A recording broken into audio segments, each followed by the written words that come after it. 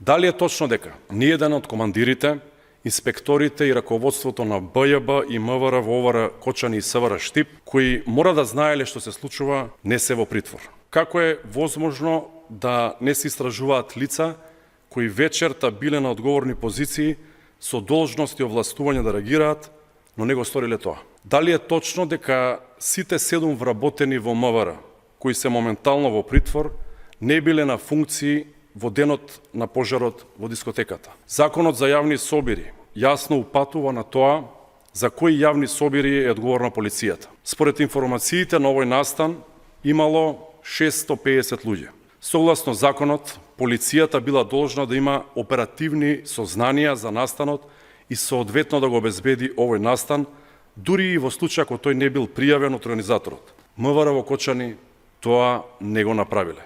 Ако МВР постапале согласно законот, ќе имало обезбедено противпожарни бригади, брза помош, соодветен број полициски службеници и сите пропратни безбедносни мерки за ваков тип настани, со што несреќата можела дури и да се превенира.